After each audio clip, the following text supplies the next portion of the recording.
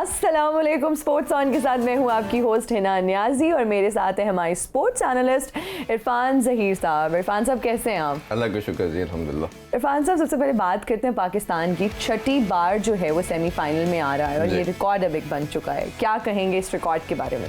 हिना, देखा जाए तो जब से T20 क्रिकेट स्टार्ट हुई है और पाकिस्तान पहले वर्ल्ड कप से 2007 के वर्ल्ड कप से देख रहे हैं कि सबसे कंसिस्टेंट और परसिस्टेंट परफॉर्मेंस दे रही है। पहले वर्ल्ड कप का हमने फाइनल खेला, दूसरा हमने टाइटल जीता, तीसरे में फिर सेमीफाइनल में गए, उससे नेक्स्ट में फिर सेमीफाइनल में गए, फिर उससे नेक्स्ट में हम नहीं क्वालिफाई कर सके, फिर हमने लास्ट वर्ल्ड कप में सेमीफाइनल क्वालिफाई किया और इस दफ़ा फिर क्वालिफाई किया। तो ये आपको बताती है कि हम छोटा फॉर्मेट कितना अच्छा खेलते हैं। और ये बहुत बड़ा एजाज़ भी है समहाउ कि आप एक T20 नया फॉर्मेट इंट्रोड्यूस हुआ और आपकी टीम सबसे अच्छा वो क्रिकेट खेल रही है। और ये इट शोज़ कि आप इस फॉर्मेट में बड़ा ज़बरदस्त किस्म की आपकी एक कंसिस्टेंट बेसिस के ऊपर प्लेयर्स की या टीम की परफॉर्मेंस के ऊपर बात कर सकते हैं। और मेरा ख्याल है कि इसमें फर्दर डिस्कशन में भी हम शामिल कर लेते हैं। हमें पता चला कि अबू बकर भी हमारे साथ है। हाँ जी बिल्कुल, अबू बकर बिलाल जो है हमारे स्पोर्ट्स रिपोर्टर हैं सिडनी से, इस वक्त हमारे साथ मौजूद हैं। अस्सलाम वालेकुम अबू बकर, कैसे हैं आप? अबू बकर, आपको हमारी आवाज़ आ रही है? जी बिल्कुल, मुझे आपकी आवाज़ आ रही है। ओके अबू बकर, बताइएगा हाउ इज़ द वेदर? देखिए जी, अभी जब आपसे मेरी बात शुरू हुई थी उस वक्त धूप निकली हुई थी, लेकिन अब जो सूरज के आगे बादल आ चुके हैं और आप देखते होंगे कि छाँव हो गई है, हवा यहाँ पर चल रही है। मौसम की अगर बात, कम से कम दर्जा हरारत 9 होगा और ज़्यादा से ज़्यादा 22 डिग्री सेंटीग्रेड तक जाएगा। ये आज और मौसम खुशगवार है यहाँ का, किसी किस्म की बारिश की पेशेंगोई नहीं है, कोई रुकावट नहीं है। मैच जो है उसके बस सबको इंतज़ार है और सेमीफाइनल एक बड़ा मैच है और बड़ा मुकाबला होगा पाकिस्तान न्यूजीलैंड का। दोनों टीमें जो हैं वो इस वक्त भरपूर तैयारी में है। अगर बात की जाए आज के प्रैक्टिस, पाकिस्तान ने आज प्रैक्टिस सेशन शेड्यूल ज़रूर था लेकिन कैंसिल करके पूरी टीम नहीं आई, लेकिन सिर्फ बाबर आजम आज के प्रैक्टिस सेशन के अंदर हमें अकेले के अंदर और तकरीबन आधे घंटे तक उन्होंने नॉकिंग की और उसके बाद वो भी मैथ्यू हेडन की प्रेस कॉन्फ्रेंस के बाद वापस टीम होटल चले गए हैं। तो आज तो बाज़ाहिर लग रहा है कि टीम का जो प्लान है वो मुकम्मल तौर पर आराम करने के, ताकि जो सफ़र की स्टिफनेस है और ट्रेनिंग की स्टिफनेस ना और कल ताज़ा दम होकर टीम जो है वो मैदान में उतरे। अच्छा अबू बकर, ये बताइए काइंडली कि बाबर आजम का आपने बताया कि वो सिर्फ प्रैक्टिस के लिए आए। हम जब तक पूरी प्लेइंग 11 देखते हैं तो हमें नहीं लगता किसी किस्म की चेंजिंग की जाएगी। तमाम परफॉर्म कर रहे हैं एक्सेप्ट हमारे ओपनर्स। तो आपको कई ज़राए से कोई ऐसी इन्फॉर्मेशन मिली है या आपको लगता है कुछ मैनेजमेंट की तरफ से ऐसा लग रहा है कि ओपनर्स में से कोई एक खास तौर पर बाबर की बात की जा रही है, उनको नंबर 3 पे आना चाहिए और हारिस को एज ए ओपनर खिला के पावर प्ले को मैक्सिमम यूटिलाइज कर सकते हैं हम? ऐसी कोई न्यूज़ है? देखिए जी, अभी तक तो इस तरह की कोई न्यूज़ नहीं है। आज सुबह भी मैथ्यू हेडन ने जब प्रेस कॉन्फ्रेंस की, पाकिस्तान टीम के मेंटोर हैं, तो उनसे भी ये सवाल हुआ कि क्या चेंज किया जा सकता है। तो उन्होंने बाबर और रिजवान की जोड़ी को नंबर 1 करार दिया और उनकी जोड़ी ऐसी जोड़ी है कि जिस मैच में चलेगी उस किसी भी टीम को शिकस्त दे सकती है। तो उनकी बातों से अगर अक्स किया जाए, मैं उनकी प्रेस कॉन्फ्रेंस में मौजूद था, तो मुझे नहीं लगता कि पाकिस्तान टीम कोई रिस्क लेने के लिए तैयार है या कोई बैटिंग ऑर्डर में तब्दीली करने को तैयार है। बाबर रिजवान ही ओपनिंग करेंगे। 1 डाउन की पोजीशन जो कि फखर जमान की वजह से खाली हुई थी, वहाँ पर हारिस एडजस्ट हुए और हारिस जिस तरीके परफॉर्म कर रहे हैं, दो मैचेस खेले और बहुत ही निडर प्लेयर हैं, जारहाना अंदाज से बैटिंग करते हैं और वही पाकिस्तान का इस वक्त इंटेंट भी सेट कर रहे हैं। तो हारिस मुझे लगता है कि 1 डाउन ही आएंगे और फिर डिपेंड करता है विकेट्स अगर जल्दी अर्ली ऑन कर गई तो शान मसूद नंबर 4 पर आएंगे, नहीं तो फिर इफ्तिखार अहमद, शादाब या नवाज में से नंबर 4 पर क्यों आएगा। सिर्फ 3 नंबर ऊपर के जो ऑर्डर्स हैं, टॉप ऑर्डर, वो हमें रिजवान ओपनिंग करेंगे और हारिस 1 डाउन आएंगे, लेकिन उसके नीचे मैच सिचुएशन के ऊपर डिपेंड करेगा पाकिस्तान टीम किस स्ट्रेटेजी से मैदान में उतरती है। अच्छा वो कर एक और चीज़ मैं आपसे जानना चाहूँगा, हमारा जो रिकॉर्ड है न्यूजीलैंड के अगेंस्ट सेमीफाइनल में काफ़ी अच्छा है, ख़ासतौर पे हम वर्ल्ड कप के सिनेरियो में बात करें तो आपको क्या लगता है सिडनी की जो कंडीशन है वो भी समहाउ हमें सूट करती है? और जैसे वेदर का आप बता रहे हो फोरकास्ट क्लियर होगी, तो आपको क्या लगता है कि पाकिस्तान जो हमें इधर से हम बात कर रहे हैं काफ़ी दिनों से कि पाकिस्तान भी अगर टॉस जीता तो पहले खेलने की कोशिश करेगा, तो आप कंसिडरिंग द बाउंड्री डायमेंशन और सारा, आपको क्या लगता है क्या टोटल सेफ होना चाहिए या टारगेट होना चाहिए 170 180 या कुछ ऐसी बात हुई हो आपकी टीम मैनेजमेंट से इस हवाले से? देखिए इरफान, सिडनी के अंदर बड़ा टोटल बनता है, खासकर जो टीम पहले बैटिंग करती है वो उसको थोड़ा ज़्यादा एडवांटेज होता है, क्योंकि जैसे जैसे बॉल होते ऊपर तो क्रैक्स पैदा होते हैं। यहाँ पर थोड़ा सा वेदर मेलबर्न और पर्थ की निस्बत थोड़ा सा गर्म है, विकेट जल्दी रफ हो जाती है, तो सेकंड जो बैटिंग होती है उसमें थोड़ी मुश्किलात होती हैं। तो इस वजह से मुझे ऐसा लगता है कि जो भी टीम टॉस जीतेगी वो पहले बैटिंग करने को तरजीह देगी। ओवरऑल तो रिकॉर्ड पाकिस्तान न्यूजीलैंड के खिलाफ वर्ल्ड कप के अंदर अच्छा है, बट इस वर्ल्ड कप के अंदर न्यूजीलैंड ने होम टीम ऑस्ट्रेलिया को पहले मैच में इसी कस दी हुई है और 200 रन उन्होंने टोटल किया था और ऑस्ट्रेलिया को 111 रन पर महदूद कर दिया था। एक बड़े मार्जिन से उन्होंने मैच जीता था, तो बिल्कुल भी पाकिस्तान टीम को न्यूजीलैंड को आसान नहीं लेना होगा और अच्छी क्रिकेट खेलनी पड़ेगी मैच जीतने के लिए। बिल्कुल, अच्छी क्रिकेट खेलना भाई बहुत ज़रूरी है जीतने के लिए। अच्छा अबू बकर, ये भी बताइएगा कि आपने प्रैक्टिस सेशंस देखे इन प्लेयर्स के, फिटनेस के हवाले से भी हमें अपडेट कीजिएगा कि फिटनेस किस तरह से आप देख रहे हैं। देखिए ओवरऑल तो पाकिस्तान टीम के जो प्लेइंग 11 है वो तो मुकम्मल तौर पर फिट हमें दिखाई देती है और खुशी की बात ये है कि शाहीन शाह अफरीदी जो कि बड़ा स्ट्रगल, उनका रिदम वापस आ गया है। लास्ट मैच में देखा अगेंस्ट उन्होंने 4 आउट किए इन एडिलेड ओवल और उसके बाद अब वो यहाँ पर सेमीफाइनल के अंदर यकीनी तौर पर मैदान में उतरेंगे और वो मैं समझता हूँ कि बड़ा टर्निंग पॉइंट होगा पाकिस्तान टीम को। शाहीन शाह अफरीदी के रिदम में वापस आने का बहुत ज़्यादा फायदा होगा, मुझे तो ऐसा लगता है, क्योंकि पहले भी इन्होंने हमारी फास्ट बॉलिंग बैटरी की कमांड संभाली हुई थी, लेकिन आप थोड़ा सा ऑफ कलर थे, इंजरी से वापस आए थे, थोड़ा रिदम आउट था, कॉन्फिडेंस लेवल शेक था। लेकिन पिछले 2 मैचेस में जिस तरह शाहीन शाह अफरीदी ने परफॉर्मेंस दी है तो अब ऐसे ही लग रहा है कि उनका जो कॉन्फिडेंस लेवल है वो एक दफ़ा फिर आसमान को छू रहे हैं और बाकी तमाम प्लेयर्स खान की फिटनेस सुपर फिट है, हारिस सुपर फिट है, बाबर आजम देखें थोड़ा दूर कर रहे हैं अब तक इस वर्ल्ड कप में, उनके रन उनके कम निकले और यही वजह है थोड़े मुझे अंडर प्रेशर भी नजर आ रहे थे। लेकिन जो पिछला मैच अगेंस्ट बांग्लादेश जीता और क्वालिफाई किया सेमीफाइनल में, वो अगर मनाजर मैंने भेजे भी थे यहाँ पर, आप लोगों ने यकीनी तौर पर खिलाए भी होंगे, वहाँ पर बड़े खुश दिखाई दे रहे थे। उनका मुझे शायद उनके ऊपर से थोड़ा बर्डन कम हुआ है सेमीफाइनल में पहुंचने की वजह से। 3 मैच तो हमने लगातार जीतने थे ही, लेकिन मैं समझता हूँ कि पाकिस्तान ने 4 मैच जीत के सेमीफाइनल में पहुंचा है।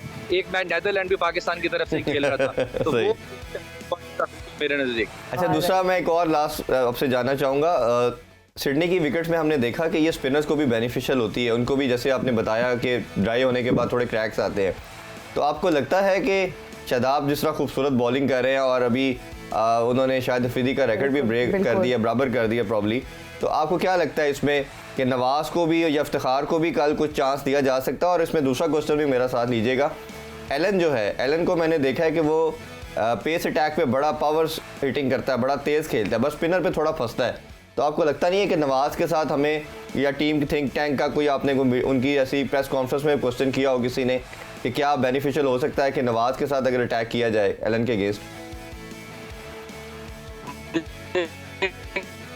इरफान, जहाँ तक तो शादाब की बात है, मुझे तो फॉर्म में इवन के जितनी भी टीम अपने साथ लेग स्पिनर्स लेकर आई है, शादाब खान से ज्यादा यूजफुल इम्पैक्टफुल लेग स्पिनर अभी तक हमें किसी टीम का नहीं दिखाई दी। तो शादाब खान बहुत ही कमांडिंग रोल प्ले कर रहे हैं इस वक्त पाकिस्तान टीम में, ऑलराउंड रोल प्ले कर रहे हैं, ना सिर्फ बॉलिंग बल्कि लास्ट मैच इस बॉलर पर उन्होंने 50 भी किया, वो भी बड़ी शानदार इनिंग थी शादाब खान की। तो शादाब खान तो मुझे लग रहा है कि पाकिस्तान टीम के लिए बहुत ही यूजफुल है। जहाँ तक आपने बात की नवाज की, देखिए आपने बिल्कुल सही कहा है कि एलन जो है वो स्पिनर पे थोड़ा से जब मेरी खास बात नहीं हुई, लेकिन 1-2 दफ़ा जब मैंने पूछने की कोशिश की है तो उनका यही कहना था कि हम अपने सेम प्लान के साथ मैदान में उतरेंगे। जब सेम प्लान की बात होती है तो फिर तो शाहीन शाह अफरीदी और नसीम शाही अटैक करते हैं और शाहीन का जो रिकॉर्ड है पहले ओवर के अंदर विकेट लेने का शानदार है। तो मेरा नहीं ख्याल पाकिस्तान शायद नवाज के साथ रिस्क ले, लेकिन ये हो सकता है कि पहला ओवर शाहीन से दिलवा के दूसरा ओवर नवाज से करवाया जाए। जी, यही कह रहा हूं मैं। हाँ जी, बड़े जबरदस्त बॉल और उन्हें बड़ा अच्छा करते, उसका फायदा उठाना चाहिए पाकिस्तान टीम को। लेकिन ये मिडिल ओवर के अंदर सिडनी की स्पेशली विकेट की बात की जाए, अर्ली ऑन तो फास्ट बॉलर्स को हेल्प, लेकिन अर्ली ऑन स्पिनर्स को हेल्प नहीं मिलती। सिडनी की विकेट पे स्पिनर्स को मिड मैच के बाद 12 ओवर्स के बाद ज्यादा हेल्प हमें दिखाई देती है, बॉल ज्यादा टर्न होता है। तो हो सकता है कि पाकिस्तान टीम इस माइंडसेट के साथ जाए कि हम अपने स्पिनर्स को मिडिल ओवर में यूज करेंगे और फास्ट बॉलिंग बैटरी के साथ अटैक। ठीक हो अगर गया। हमें ऊपर से 2-3 विकेट पावर प्ले में, तो फिर यकीनी तौर पर न्यूजीलैंड अंडर प्रेशर होगा। ठीक हो गया। अच्छा, अबू बकर से मैं भी एक लास्ट क्वेश्चन पूछना चाहूँगी, टीम के मोराल के बारे में बताइए, क्योंकि शायकीन भी अब बहुत ज़्यादा एक्साइटेड है, हम यहाँ पर बैठकर बहुत ज़्यादा एक्साइटेड हैं, हमारा मोराल भी बहुत अप हुआ हुआ है। टीम की फिटनेस के साथ साथ ये सारी चीज़ें वैसे बहुत ज़रूरी है। मुझे बताइएगा अब किस तरह से आप टीम की परफॉर्मेंस को देखते हैं, उनका मोराल, उनका कॉन्फिडेंस लेवल जो है वो बूस्टअप हो चुका है? देखिए, बहुत ज्यादा अगर मगर की सूरत हाल से निकल के हमारी टीम जो है सेमीफाइनल में पहुंची है, लेकिन जो सेमीफाइनल में जब पाकिस्तान पहुंचा है उसके बाद जब मेरे टीम को एडिलेड से मूव करते हुए देखा सिडनी, तो वहां पर खिलाड़ी के चेहरे भी खिले हुए थे, खिलाड़ियों का मोराल भी हमें बुलंद दिखाई दे रहा था और पॉजिटिव इंटेंट भी दिखाई दे।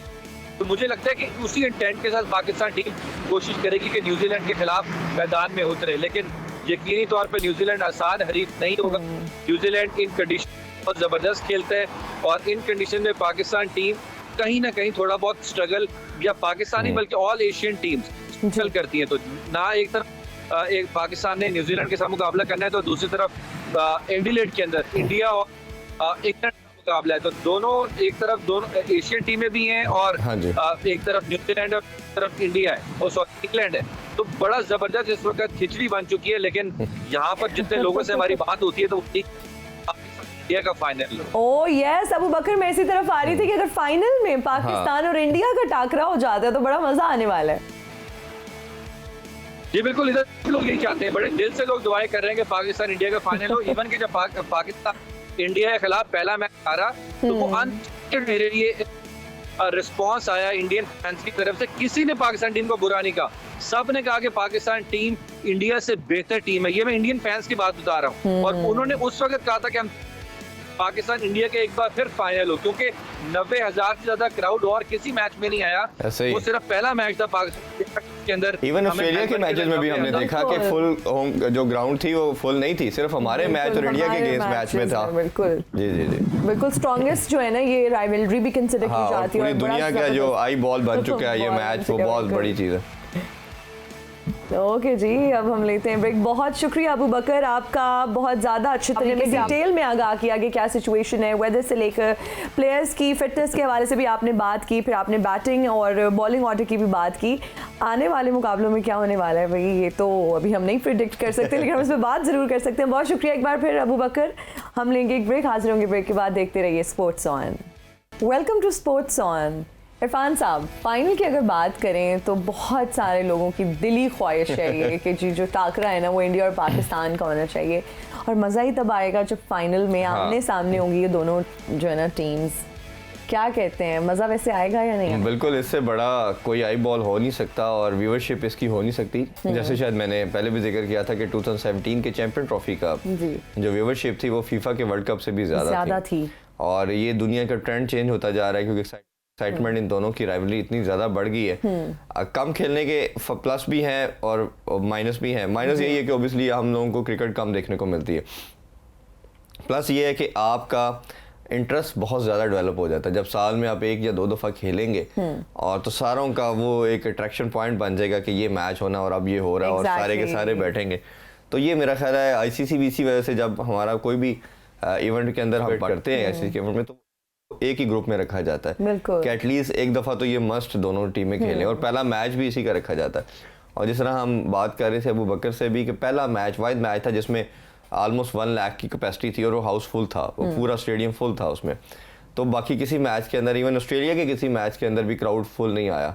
हमने देखा स्टेडियम 50, 60, 70% तक एट मैक्स गया, 100% कैपेसिटी पे नहीं गया। बिल्कुल। और मेरा ख्याल है कि ये अगर हो जाता है, और चैंपियन ट्रॉफी को 5 साल ऑलमोस्ट हो चुके हैं, 2017 में हमने जीता था, उसके बाद से भी कोई फाइनल में हमारा टकरा नहीं हुआ बड़े किसी और हमें तो ये भी लगता है अगर आए तो बड़ा अच्छा होगा, क्योंकि हम पहला मैच इनसे हारे, हमें हिसाब बराबर करने का वो रिवेंज लेना हमने। लेकिन इरफान साहब, आपको नहीं लगता कि बहुत नर्व रेकिंग होता है वो मैच? मतलब आपकी जो ना mini heart attacks through out the match आते रहते हैं।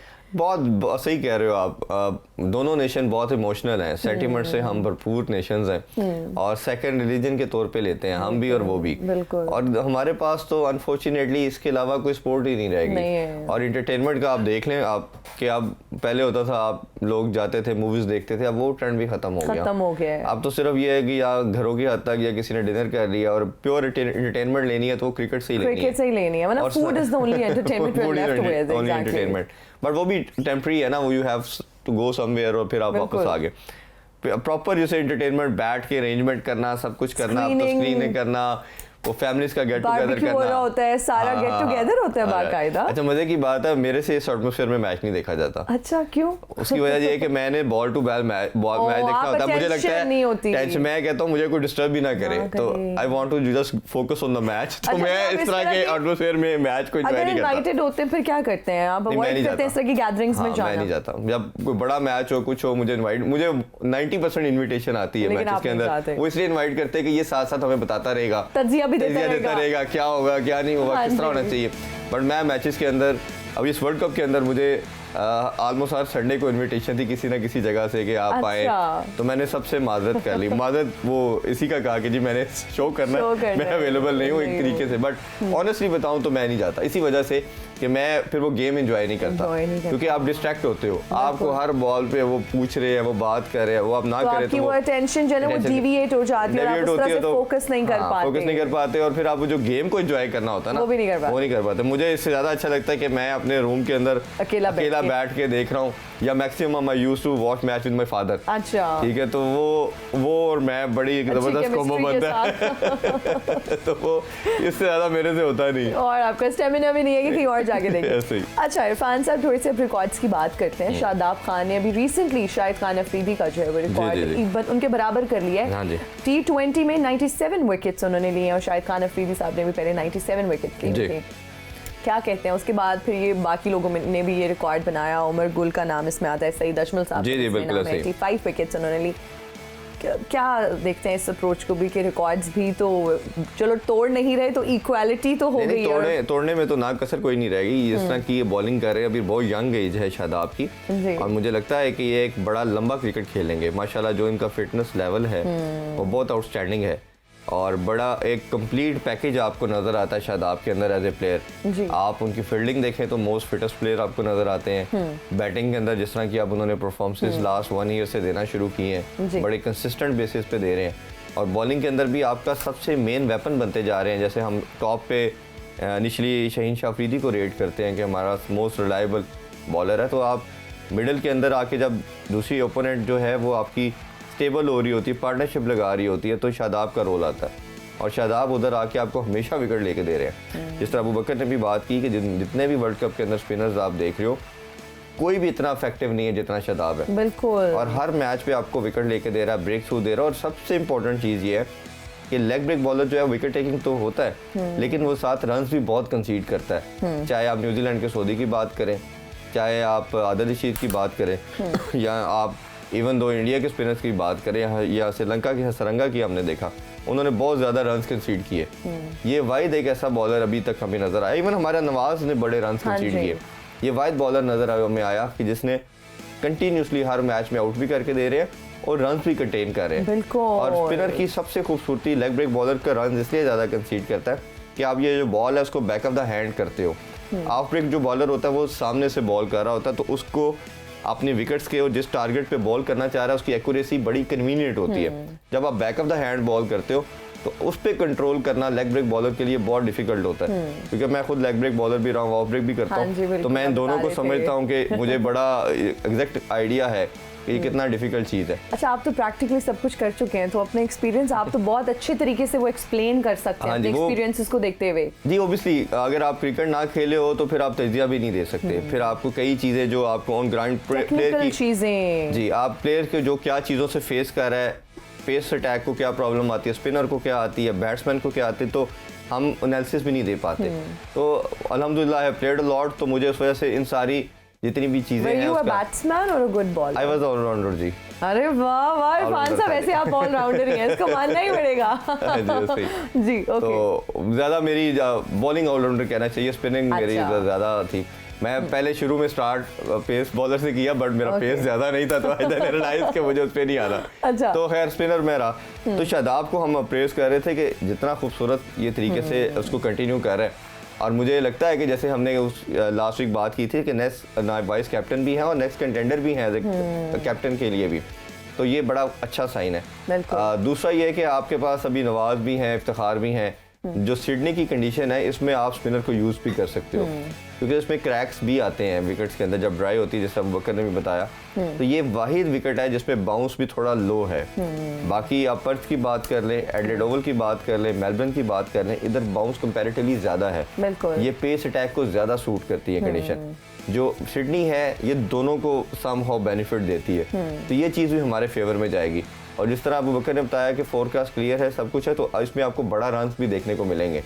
आप 140 150 नहीं देखेंगे, एटलीस्ट 170 to 200 के इन बिटवीन देखेंगे। और पाकिस्तान अगर खेलता है तो सेफ टोटल, जिस तरह मैं डेली कह रहा हूँ, 180 समहाउ, क्योंकि उनकी बैटिंग बहुत स्ट्रॉन्ग है। और अगर स्पिनर की बात करें तो एक जैसे आपने शुरू में पूछा था मेरे से कि क्या स्ट्रेटजी होनी चाहिए, बैट्समैन तो हमने डिस्कस कर लिया। बॉलिंग में क्या चेंजेस करने की जरूरत है, क्या स्ट्रेटजी, किस अप्रोच के साथ जाना चाहिए हमारे बॉलर्स को? बिल्कुल, उसमें बैटिंग के अंदर हमने देखा कि सिर्फ एक चीज़ नज़र आ रही है बाबर टीम पे, तो बॉलिंग में भी एक हमें स्ट्रेटजी चेंज कर सकते हैं, क्योंकि न्यूजीलैंड बड़ी कूल एंड कैलकुलेशन के साथ कैलकुलेटेड इनिंग्स खेलता है। अब इन्होंने थोड़ा सा डिफरेंट अपनी स्ट्रेटजी को इसलिए किया, शायद आपको याद होगा मैंने वर्ल्ड कप के स्टार्ट में आपने मेरे से पूछा था सबसे स्ट्रॉन्ग साइड कौन सी है, मैंने आपको कहा था न्यूजीलैंड। अपार्ट फ्रॉम पाकिस्तानी, वो हमारा दिल कहता है पाकिस्तान जीते, बट मुझे वैसे इन जनरल आप क्रिकेटिंग पर्सपेक्टिव में पूछेंगे तो New Zealand is the most strongest side in this time, तो वो सबसे मुझे हेल्दी लगती है।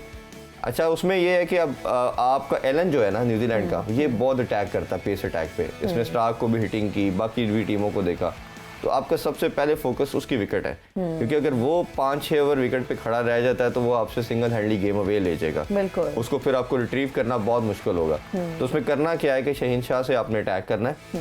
एलन को मैंने बड़ा नोटिस किया, इसके मैंने प्रीवियस मैचेस भी देखे हैं, वो स्पिनर पे फंसता है। अच्छा। उस पर वो स्ट्रगल करता है, तो आपने फ़ौरन से ये क्या करना है कि अगर वो अगर उसकी हिटिंग लगना शुरू हो जाती है तो आपने स्पिनर को ले लेना है। उस time Nawaz is the ideal candidate कि आप उसको लेके आए, क्योंकि नवाज बॉल बाहर भी करता है, न्यू बॉल के साथ उन्होंने डोमेस्टिक में और इंटरनेशनल में भी बहुत बॉलिंग की हुई है, तो वो एक आइडियल टाइम होगा आपके लिए उसको अप्लाई करने के लिहाज से, क्योंकि आपने फॉरन इनोवेशन लेके आनी है। जैसे हम बात कर रहे हैं रेगुलर कि कैप्टन, शूट कैप्टन या गेम अवेयरनेस वाला कैप्टन क्या है कि वो अपना, उसके पास plan A, plan B, plan C है, आपने फौरन इंस्टेंट चेंजिंग करनी है। तो आप पहले 1-2 ओवर, मेरा मानना है कि आप नसीम शाह भी शुरू में विकेट ले रहा है, शाहीन भी ले रहा है, आप ट्राई कर सकते हो, बट अगर आपको लगता है कि उसने चार्ज तो करना ही करना है, क्योंकि बड़ी गेम है, सेमीफाइनल और फाइनल उन्होंने लेके जाना है, बिल्कुल आपने इंस्टेंटली ये करना है कि आपने नवाज को लेके आना है। और अगर लेट्स सपोज आपको नवाज को भी आपको देखते हो कि वो खेल अच्छा रहा है, नहीं हो रहा, तो आपने शादाब को भी ट्राई कर देना है। अच्छा। उसकी रीजन ये है कि जैसे मैं कह रहा हूँ कि वो स्पिनर पे स्ट्रगल करता है, तो आपने उसके अगेंस्ट चांस लेना है। ये होता है बेसिकली चांस लेना, ये दैट कैन गो इधर वे। बिल्कुल, आपके अगेंस्ट एक ओवर 15-16 का भी लग सकता है, ये भी हो सकता है अर्ली ऑन, क्योंकि बैट्समैन क्या कहता है कि सर्कल के अंदर फील्डर हैं, तो मैं स्पिनर को इजीली उठा के दायरे से बाहर शॉट्स मारूंगा, तो उस चक्कर के अंदर वो अपनी कई दफ़ा मिस हिट भी कर जाता है, स्पिनर की बॉल ग्रिप भी हो जाती है, टर्न भी हो जाती है, जो एक्सपेक्ट नहीं कर रहा होता नॉर्मली ओपनिंग बैट्समैन, क्योंकि उसको he is not habitual to play the spinner in early on, तो वो उसको एक प्रैक्टिस डेवलप नहीं होती। तो वो आपके पास एक गोल्डन अपॉर्चुनिटी भी होती है कि अगर आपके पास कोई इसी तरह का क्लासिक बॉलर है जिसके पास एक्सपीरियंस है न्यू बॉल से बॉल करने का, तो मेरे ख्याल है कि पाकिस्तान को ये ज़रूर इस पे काम करना चाहिए।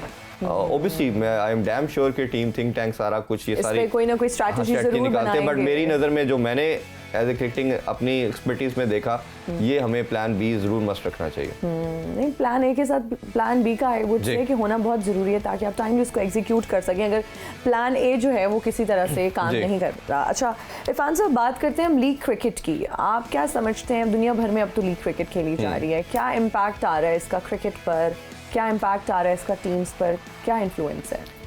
देखें, ये भी है ना, दोनों इधर वे ये चीज़ चल रही है। पहले प्लस की बात कर रहे हैं तो प्लस तो ये है कि आपके वो प्लेयर जो टीम का पार्ट नहीं होते, देखिए ना, प्लेइंग 11 में तो 11 लड़कों ने खेलना है, स्क्वाड आपका मैक्सिमम 16 लड़कों का होना है, तो 4-5 लड़के आपके साथ ट्रैवल करते हैं। बाकी आपका पीछे जो लॉट होती है उसमें आपका 40-50 लड़का होता है हर कंट्री का, जो ए टियर की क्रिकेट खेलना चाह रहा होता है। तो उनके पास एक गोल्डन अपॉर्चुनिटी होती है कि वो दुनिया अपने कंट्री के अंदर भी खेल सकते हैं। अगर थोड़ा अच्छा परफॉर्म करते हैं तो ऑल ओवर द वर्ल्ड जाके भी वो खेल सकते हैं। एक तो फाइनेंशियली भी उनको बेनिफिट मिलता है, दूसरा एक्सपोजर मिलता है, तीसरा उसका बेनिफिट ये है कि आपका प्लेयर जब दूसरे कंट्रीज़ के जब आते हैं प्लेयर, तो उनके साथ जब आप एक्सपीरियंस शेयर करते हैं, वो उनके साथ खेलते हैं, ड्रेसिंग रूम शेयर करते हैं, तो आप बड़ा कुछ सीखते हो। आल्दो कि आप अपने प्लेयर के साथ तो कर ही होते हो, बट इंटरनेशनल आइकॉनिक प्लेयर जब आपके पास आते हैं, जैसे पीएसएल में फॉरेन प्लेयर्स आते हैं, तो हमारे बच्चे जो पीएसएल का पार्ट होते हैं, जो टीम में नहीं खेल रहे होते, तो वो अपने प्लेयरों से भी सीख रहे होते हैं, उनसे भी बहुत कुछ सीखते हैं। तो एक तो ये इसके प्लस सारी 3-4 चीजें बढ़ता है, you get to learn a lot, उनके कल्चर से आप बहुत कुछ सीखते हैं, उनकी लैंग्वेज एंड फूड, बहुत सारी प्लस आपका वो जिस कोई भी XYZ आपका बड़ा नाम है, लेजेंड, जब आपकी टीम का पार्ट है, आप उसके साथ खेल रहे हो, उसको प्रैक्टिस करते हुए देख रहे हो, उसको खाते हुए देख रहे हो, उसको प्रैक्टिस करते हुए देख रहे हो, तो आप देखते हो कि वो एक बड़ा प्लेयर किस तरह बना, क्योंकि वो अपनी वही चीजें इंप्लीमेंट करता है लीग क्रिकेट के अंदर भी आके, तो आप अपने यंगस्टर को एक्सपोजर दे देते हो। नुकसान इसका ये है कि आपकी जब क्रिकेट इतनी ज्यादा हो रही है तो वो इंटरनेशनल क्रिकेट को भी कहीं ना कहीं डेंट कर रही है। जैसे एक सनील गावस्कर जो बहुत बड़े इंडियन लेजेंड है, उन्होंने कहा कि इसकी व्यूवरशिप IPL की ICC के इवेंट से भी ज्यादा है। ये बड़ी उनकी स्ट्रेंज स्टेटमेंट थी। आप देखिए जितनी मर्जी बड़ी आप लीग क्रिकेट करा रहे हो, कभी भी इंटरनेशनल इवेंट से बड़ी नहीं हो सकती। उसकी एक सर्टन, ठीक है, अपने कंट्री के लिहाज से आप कर रहे हो। अगर आप उसकी एग्जांपल जो मैं देना चाहूँ तो भारत IPL हम सब मानते हैं फाइनेंशियली पॉइंट ऑफ व्यू से, मॉनेटरी वैल्यूज़ के लिहाज से दुनिया की लार्जेस्ट वो ब्रांड बन चुका है। बट जब से IPL आया है तो भारत सिर्फ 2 दफ़ा क्वालिफाई किया सेमीफाइनल में, ठीक है, उसके अलावा कभी वो क्वालिफाई नहीं कर सका। इस मीन के सॉरी कि आपको वो एक्सपोजर देने में कहीं ना कहीं वो लैक कर रही है चीज़। इसी तरह हमारा PSL का भी जब इंडक्शन हुई तो हम PSL से पहले भी कंटिन्यूसली हम सेमीफाइनल में आ रहे थे, और अभी भी हमने देखा कि हम 3-4 दफ़ा, उसके बाद भी 3 दफ़ा आ चुके हैं। तो ये इधर वे चीज़ जाती है, तो आप सारा इन्वेस्ट नहीं कर सकते इस पर, और ICC को उसमें अपना रूल एंड रेगुलेशन बनाने चाहिए कि अब तो प्लेयर हर लीग के लिए 3 आपको NOC जारी किए जाते हैं कि हर प्लेयर अपने इंटरनेशनल ड्यूटी के अलावा 3 लीग खेल सकता है। जी बिल्कुल। अब जब इतनी ज़्यादा लीग खेलेंगे, लड़का फटीग में आएगा, उसको प्रॉब्लम होगा, वो कहीं ना कहीं इंजर्ड भी होगा, और उसका इम्पैक्ट क्या आएगा कि आपकी इंटरनेशनल क्वालिटी वो मिस कर जाएगा। जैसे अभी बुमराह को इंडिया में लॉस हुआ, हमारे भी 1-2 प्लेयर इंजर्ड हुए, तो ये मेरा ख्याल है बोर्ड के ऊपर भी इसका ऑनस आता है, प्लेयर के ऊपर भी आता है, और उसमें ICC के ऊपर भी आता है कि इसको ज़रूर रखें, लेकिन एक बैकअप के तौर पे रखें, और थोड़ा इसको करना चाहिए, इसको एक्सपैंड इतना ज़्यादा नहीं करना चाहिए। और अब जो हम देख रहे हैं कि फाइनेंशियल इन्वॉल्व होने की वजह से, जैसे IPL वो 1.5 मंथ पे चल रहा है, हमारा PSL 1 मंथ पे चल रहा है, काफ़ी बड़े एक्सपैंड कर दिए गए हैं। मैचेस की क्वांटिटी को कम करके आप रखो ज़रूर, लेकिन क्वांटिटी को कम कर दो, क्वालिटी को बरकरार रखिए, बिल्कुल कम करें। आप जो जोर लड़के इन लीग क्रिकेट के अंदर लगा रहे हैं वही इंटरनेशनल क्रिकेट में लगाएंगे। देखें, प्लेयर की एक सर्टेन कैपेसिटी है, बिल्कुल, एक प्लेयर एवरेज आपका 30-40 मैच खेल सकता है। अब वो अगर 20-25 उसने डोमेस्टिक में खेली है या किसी लीग में खेली है, तो जब वो इंटरनेशनल में आके 10-12 में खेलेगा तो आपको कुछ इंजरी भी नजर आएगी, उसकी बॉडी फटीग भी नजर आएगी, फिटनेस नहीं, वो एफिशिएंसी नहीं, वो एनर्जी नहीं नजर आएगी। और है ना, आप देखें जितने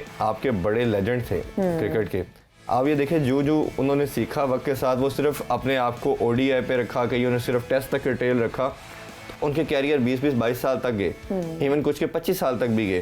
क्यों गए? कि उन्होंने अपनी बॉडी को फटीग नहीं दी, क्योंकि ह्यूमन बॉडी की भी एक लिमिट है। आप एक लिमिट तक उसको पुश कर सकते हैं, जब आप ओवरडू किसी भी चीज को करते हैं तो वो फिर उसके एडवर्स इफेक्ट्स होते हैं। You can't do with the machine as well. आपकी गाड़ी है, उसका भी एक इंजन की एक सर्टेन कैपेसिटी है, आप उसको भी आप ये नहीं कर सकते कि 24 घंटे चलाते रहे। तो उसमें आप इसी तरह बॉडी के लाइकवाइज चलता है कि आपको एक सर्टेन क्राइटेरिया के तहत चलना होता है। तो ये मेरा ख्याल है प्लेयर को भी अपने, मैं सबसे ज़्यादा इसमें ऑनेस्ट प्लेयर पे डालता हूँ। एक प्लेयर को अपनी क्वालिटी देखनी है, उसको अंडरस्टैंड करना है कि मनी इज़ नॉट एवरीथिंग। मैंने अपने आप को पहली प्रायोरिटी मेरी नेशनल ड्यूटी है, उसको देखना, हाँ लीग भी मेरा राइट है, मैंने चले थोड़ा पैसा भी बनाना है, फोरियर लेना है, उसमें से चूज़ करें कौन सी दुनिया की नंबर 1 लीग हो रही है, कौन सी अच्छा अपनी लीग को पहली सेकंड प्रेफरेंस। और आप देखेंगे मेरी बॉडी की, क्योंकि प्लेयर से ज़्यादा किसी को नहीं पता होता कि उनकी बॉडी किस तरह आपको अलाउ कर रही है या किस तरह नहीं कर रही। जैसे एक और एग्जांपल मैं इधर आपको देना चाहूँगा, आमिर और वहाब ने जब 2 साल पहले रिटायरमेंट ली टेस्ट से पहले, तो बहुत ज़्यादा इस पे फस हुआ मीडिया के अंदर, बोर्ड की तरफ से भी बड़ा स्ट्रॉन्ग मैसेज आया। तो मैंने दोनों का इंटरव्यू किया, उस टाइम मैंने दोनों से बात की कि आप क्यों रिटायरमेंट ले रहे हैं। आमिर उस टाइम प्रॉब्लम मेरा ख्याल है 27-28 के थे, वहाब तब 35 के थे। तो दोनों ने कहा कि हम जब क्रिकेट खेल रहे हैं तो हमें खुद हमारी बॉडी टेस्ट खेलते हुए बताती है कि देयर इज समथिंग रॉन्ग, शायद वो एनर्जी हमें नहीं रहती, हम वो जो इसकी रिक्वायरमेंट है टेस्ट क्रिकेट की हम नहीं खेल पा रहे। हमारा फोकस ये है कि ओडी और T20 के अंदर पाकिस्तान को लंबा सर्व करें और टीम को ऊपर लेके जाएं। तो जब मैंने उनका स्टांस सुना तो मुझे उनकी बात जस्टिफाई लगी। कहते हम पागल तो नहीं है कि हम पाकिस्तान को टेस्ट क्रिकेट में रिप्रेजेंट नहीं करना चाहते, ये हमें इमेज ये पोर्ट्रे किया जा रहा है कि हम टेस्ट में अपने आप को पोर्ट्रे कर रहे हैं कि नहीं कर रहे, बट हमारी बॉडी ये कह रही है कि हम अगर हम खेलेंगे तो हमारे कैरियर छोटे हो जाएंगे और हम पाकिस्तान को लंबा सर्व नहीं कर पाएंगे। तो हम लंबा सर्व करना चाह रहे हैं, बट जो फॉर्मेट हमें सूट कर रहा है हमारी बॉडी को, हम उसको खेलना चाह रहे हैं। होना भी इसी तरह चाहिए। जो प्लेयर्स को हाँ। बिल्कुल पता होता है अपनी बॉडी का कि क्या हमारे लिए फिट है, क्या हम ये ऑप्ट कर सकते हैं, हमारे लिए फीजिबल है, और फिर अपनी बॉडी को देखते हुए मतलब आप ओवरडू ना करें प्लीज किसी भी चीज को। और बहुत जब किसी चीज के फायदों की हम बात करते हैं, प्रोस के साथ फिर कॉन्स की भी हम बात करते हैं। बहुत शुक्रिया इरफान साहब आपका, थैंक यू सो मच। मुझे और इरफान साहब को स्पोर्ट्स ऑन के साथ दीजिए इजाजत। अल्लाह हाफिज।